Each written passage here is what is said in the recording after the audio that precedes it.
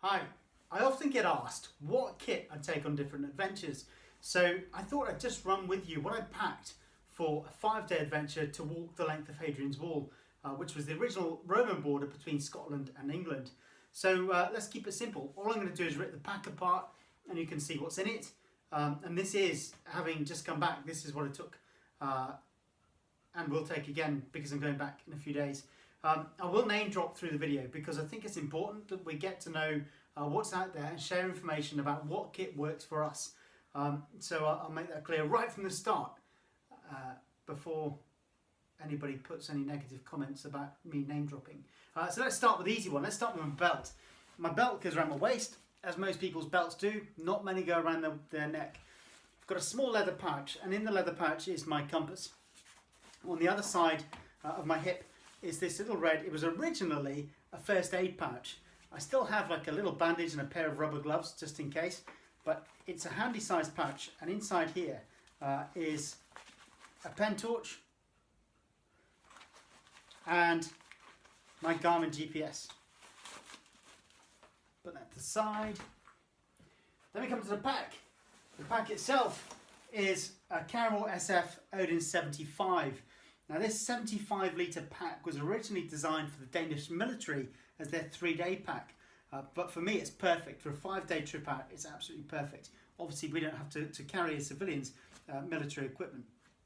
It's fully MOLLE compatible, so it's got MOLLE patches on the front, the sides, and just the front and the sides, not the bottom.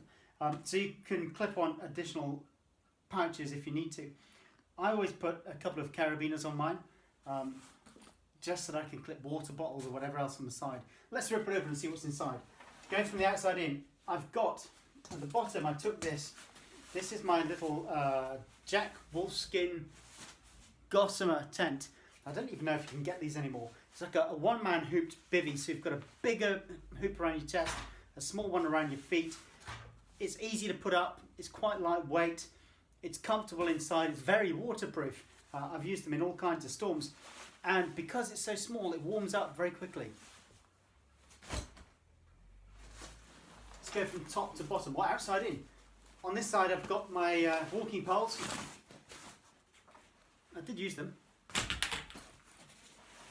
So from top to bottom on the pack, in the top flap, it's like a top pouch that's fleece lined. I have a woolly hat, gloves, some waterproof pouches for phones and wallets, charger cable, a pair of glasses because as I get older it's getting harder to read a map, a head torch, which when I walk is often around my neck. I wear a snood, like an armadillo merino snood, and that goes around the side and you can feel it. In the bottom section of the pack, I have, this is like my nice place, this is my sleeping pouch. So in the bottom section of the pack, I have my wash kit, which is basically toothbrush, toothpaste, and deodorant so that I don't smell too bad. This stuff, which is awesome, Happy Bottom Bum Butter. Now this was originally designed for cyclists, and you put it in certain areas of your anatomy, clue in the name, to help stop chafing. I don't particularly use it for that, but whenever you've got a little bit of a sore or a rub, this is perfect stuff to use on it. And it smells absolutely awesome, but make sure you sniff before application. And then my sleep kit. My sleep kit always goes inside another dry bag. The Odin 75 does come with an integral rain cover, but just for bib and braces, I make sure that I use this dry bag. My sleep system for this was a lightweight, very lightweight sleeping bag, a bivvy bag, so if it was a bit warmer, or if I wanted to double insulate my sleeping bag, or extra insulate my sleeping bag, I could use that. And a hat, because whenever I go to bed I like to put a nice warm dry hat on. Above the baffle, this is where it gets really interesting in this bag. I said this is quite unique, right? Now the way this one works, I missed a pocket. There's a pocket here on the front. Inside here I've got my Joby tripod. These things are really cool. It'll take the weight of a small compact camera or a mobile phone in one of those crate things. The legs are adjustable, so you can wrap it around trees, fence posts, rocks, whatever. And there is your portable tripod. And also in there is a whole bundle of paracord and not much else. But paracord is good stuff. You can never have too much paracord, right? Now we get to the other exciting part. The N75 has got quite an innovative design in that it's got a clamshell opening. So the zips allow you to open and access the full interior of the pack. Now normally you wouldn't do it like this. I'm doing this for the camera.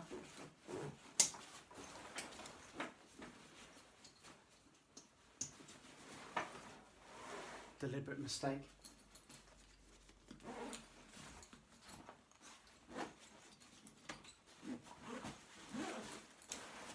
And you peel the front down, and hey presto, you can access the full interior. Like I said, you wouldn't normally quite do it like that. Now, what that means is that I can access the full interior of my pack immediately, which gives me the opportunity to put weight distribution over accessibility properly. In the top, just because it's easy, I've got my Army Surplus DPM Gore-Tex jacket. Now, I do have very expensive jackets, but where it's likely to get damaged, lost, stolen on a train or whatever, I just use a cheap one. I have water bottles, so I've got a Nalgene bottle, and this is pretty cool. This is a SIG water bottle. It's lightweight aluminium, and with the stopper in the top, I can just clip it onto the carabiners on the molly straps outside my bag for accessibility. And you'll notice all of my water bottles are wrapped with orange tape, and that's so that they are definitely mine and not somebody else's. This is my food bag, and we'll look at that shortly. This is my power pack, right? Because whenever I travel, I connect with schools all over the world. It's important to me to have cameras and phones that are fully charged. So this is a Power Monkey solar charger. On short trips, it's normally sort of use it as a power pack. So I make sure it's fully charged before I go. But if we do get a little bit of sunlight, which in Britain at this time of the year doesn't happen too often, I can open it up and recharge the battery to keep it topped up. Some clothes. This isn't like a spare suit, some chinos, jeans, going out clubbing gear. This is an extra 2 pairs of socks, pair of pants, or underwear if you're watching from the US, and base layers, armadillo merino, long johns, and a thermal top.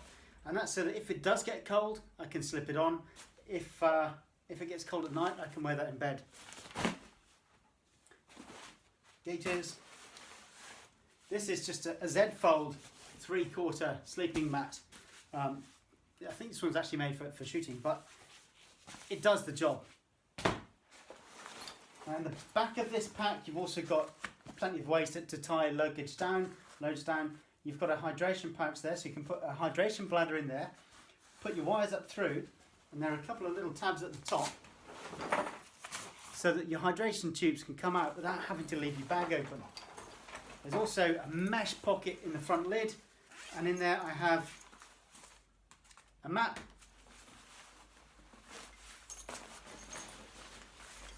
a multi-tool, and this brilliant copy of Food for Free. Goes everywhere. So that's the bag, that's what's in the bag. I just wear general walking trousers and a t-shirt, like an Airflow quick dry t-shirt this time of year, it's not too cold. On my feet, I wore these lower boots. Now these boots, this is the lower mountain. They arrived 3 days before I took off.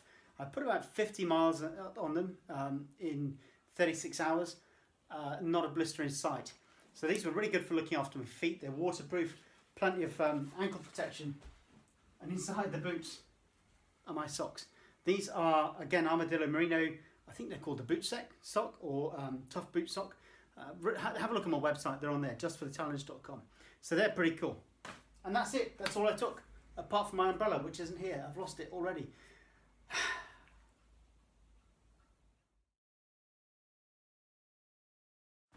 Inside here, it's a little bit of magic. So I have 1 cup, just a cheap plastic mug. It's lightweight and unbreakable. A cook set, which I'll come to in a second. And for food, I packaged my own breakfast using just a cheap vacuum sealer.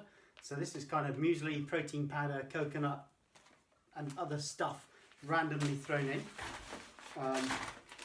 Coffee, I like to start the day with a coffee if I can, that's great. And for evening meals, I usually go for this stuff. This is fire pot food. Actually, this is my favourite. Fire pot food, porcini mushroom risotto. There's a whole range of flavours.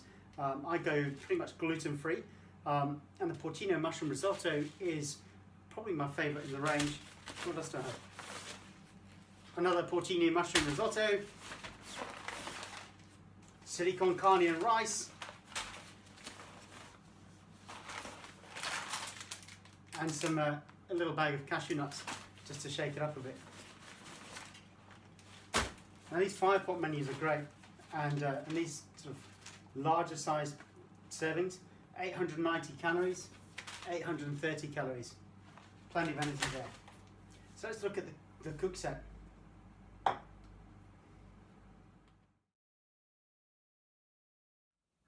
When it comes to stoves, I've used pretty much every kind of stove I think that's available on the market. I often use a Trangia stove, and quite often, especially in colder climates, I use a pressurized stove. But for this trip in particular, and for many trips in the UK where I'm just training and think I want to take something just to heat water and have a hot cup of coffee, tea and me don't agree, then I take a system like this. So I've just picked this up from Bushcraft Labs because my other one was lost. This isn't the pouch that it came in. I just made this up.